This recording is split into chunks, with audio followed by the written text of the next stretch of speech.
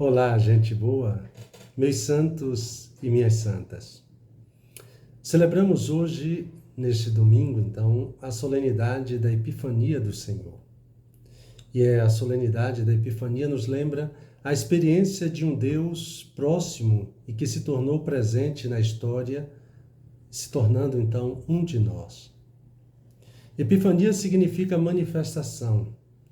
Deus veio ao nosso encontro de uma maneira única em Jesus. Ele é a luz dos povos. Isso quer dizer que a revelação de Deus em Jesus é para todos e todas. Em sua busca de Deus, os pagãos são ajudados pela sua própria sabedoria, simbolizada então pela estrela. E não chegam à fé de mãos vazias. O ouro representa o que cada um tem. O incenso, o que cada um deseja. A mirra, o que cada um é. Damos a Deus os nossos haveres, os nossos desejos e as nossas misérias. E Deus nos dá o seu tesouro. O Filho amado, que nos ama até dar a vida por nós. O ouro, o incenso e a mirra também lembram o ofertório que somos todos nós. Então, o Evangelho da infância de Mateus, encontramos algumas diferenças em relação ao Evangelho de Lucas. Mateus não se preocupa muito em descrever os detalhes do nascimento de Jesus. Ele enfoca a reação de diferentes grupos de pessoas à chegada do Messias, descrevendo Jesus como o novo Jacó, o novo Moisés e o novo Davi. Em Lucas, são os pastores, em Mateus, são os magos do Oriente. Vejam que no dia de Natal, Jesus foi descrito como a vida que é a luz dos homens. E a luz brilha nas trevas e as trevas não conseguiram dominá-la. Segundo o Evangelho de João. Ele é a luz da verdade que, vindo ao mundo, ilumina todo o ser humano. E hoje vejam que a liturgia centra-se mais uma vez no tema da luz. Levanta-te, acende as luzes, Jerusalém, porque chegou a tua luz. Apareceu sobre ti a glória do Senhor.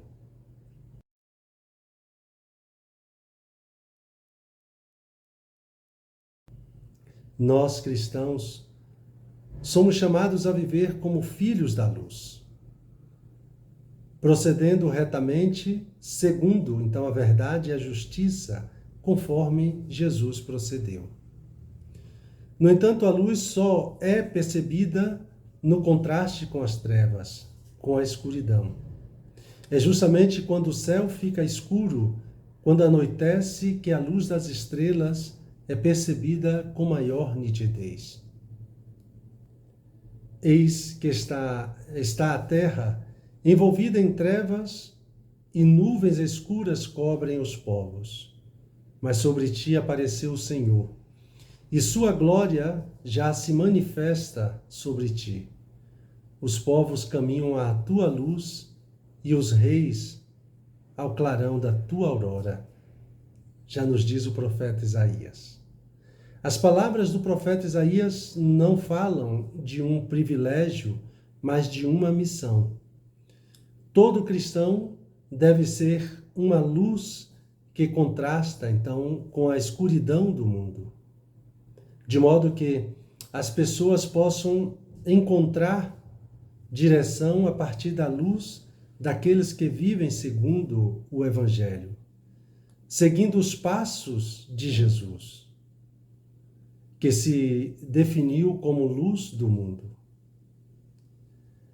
Mas, de novo, é preciso lembrar que ser luz, viver como filhos da luz, exige suportar o contraste com as trevas.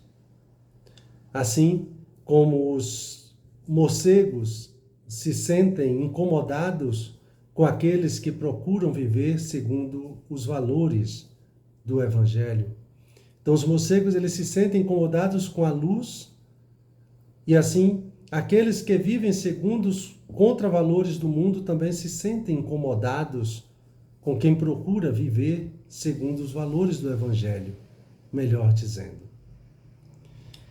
Eis que está a terra envolvida em trevas e nuvens escuras cobrem os povos. As trevas e as nuvens escuras podem ser vistas na desigualdade social que gera violência, injustiça e morte, na disseminação de fake news e na política de desinformação, na desorientação das redes sociais, no mercado que visa o lucro desmedido em detrimento da vida do ser humano, na guerra diária entre traficantes e milicianos que pelo controle das favelas, na vivência intimista da fé e da religião, onde não se dá testemunho explícito de Jesus Cristo, nem se defende a vida, mas apenas a moral individual, no individualismo, que gera indiferença para com o sofrimento alheio. Justamente dentro desse contexto é que Jesus desafia cada um de nós. Seja a minha luz. O apóstolo Paulo, que compreendeu a sua vocação como luz que deve brilhar no meio das trevas, entendeu que sua missão principal era levar a luz do Evangelho ao mundo pagão. O motivo está no que ele acabou de nos dizer na segunda leitura. Os pagãos são admitidos à mesma herança e são membros do corpo, são associados à mesma promessa em Jesus Cristo por meio do Evangelho.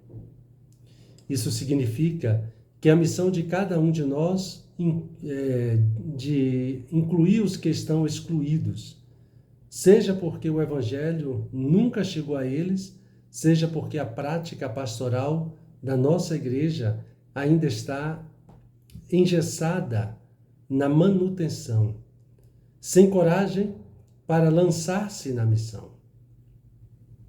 Não podemos nos esquecer de que o nosso mundo está muito mais pagão do que era na época do apóstolo Paulo. Onde há trevas, que eu leve a luz. Idosos solitários precisam de nossa luz, assim como crianças expostas à pobreza, à violência e à ausência de referência religiosa dentro de casa. Famílias desestruturadas precisam da nossa luz, assim como famílias onde os bens materiais não conseguem responder à fome de fé, de esperança e de sentido de vida. Inúmeros jovens atingidos pelo desemprego, viciados nas redes sociais, desprovidos de horizonte de vida, anestesiados pela tecnologia, desorientados na própria sexualidade e escravizados pelo consumismo, precisam de nossa luz. Cada vez mais, pessoas em nosso ambiente de trabalho, não vinculadas a qualquer igreja ou religião, também precisam da nossa luz. Diante de Jesus, o verdadeiro presente de Deus para a humanidade, os magos abriram seus cofres e ofereceram-lhe presentes: ouro, incenso e mirra. Todo cristão é convidado a oferecer hoje à igreja e à sociedade humana o seu ouro, isto é, a preciosidade da sua retidão, da sua honestidade, da sua fé, a sua presença sagrada, né? O seu trabalho voluntário no ambiente e principalmente onde necessita. Todo cristão também é convidado a oferecer o seu incenso, isso é, a sua presença sagrada, a força da sua espiritualidade, o perfume que emana da luta pela sua santificação diária. Enfim, todo cristão é convidado a oferecer a sua mirra, o seu dispor-se a estar junto das pessoas que sofrem, colaborando para aliviá-las e consolá-las. Uma palavra final. A respeito justamente da atitude dos magos de adorar Jesus. O ser humano atual tem se tornado incapaz de Deus, incapaz de adoração. Deus foi reduzido ao útil. O que nos interessa é um Deus que sirva aos nossos projetos individualistas.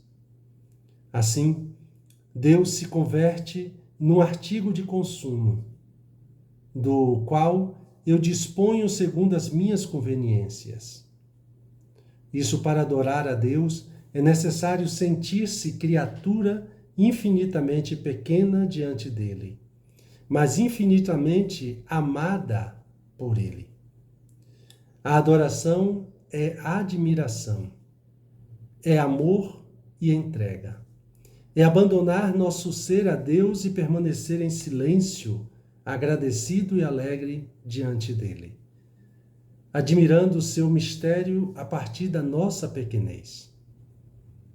Os magos retornam por outro caminho, não mais pelo caminho de quem não conhecia o que buscava, mas pelo caminho de quem encontrou aquele que procura o ser humano para salvá-lo.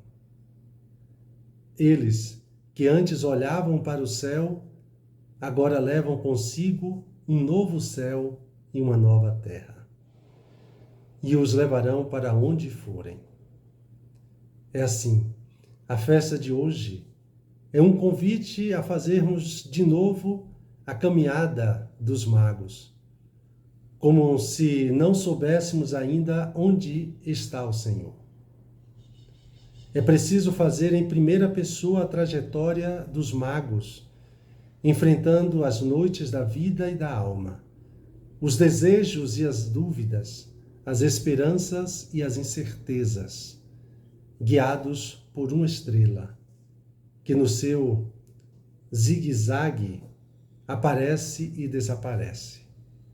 Para não virarmos aqueles escribas e sacerdotes que sabiam tudo sobre o Senhor e davam a pista para matá-lo, ou como Herodes, que não sabia nada, mas tinha poder para matá-lo, e assim preservar o seu poder.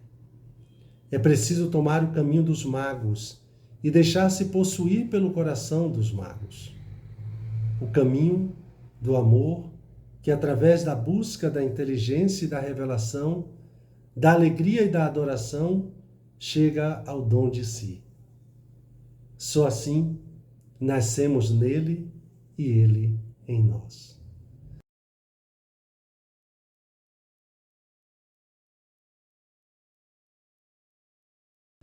E dando continuidade ao nosso momento de oração, me coloco na presença de Deus como de costume.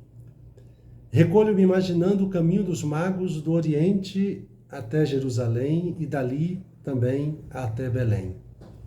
Peço ao Senhor aquilo que quero: encontrar o onde foi gerado o Senhor, e peço ajuda de Maria e também de José. E buscando tirar proveito, contemplo fazendo o caminho dos magos, notando o seguinte: a estrela, os desejos que movem a busca da razão. A chegada a Jerusalém, a razão que leva à fé. As indicações dos escribas, a Escritura nos oferece nova luz à razão. Belém, de ti sairá o rei. A atitude de Herodes, sacerdotes e escribas, mas a grande alegria, na casa, viram o menino, adoraram, ofereceram os dons e partiram. A todos nós, uma belíssima festa e celebração da Epifania do Senhor. E tenham também um santo e abençoado domingo.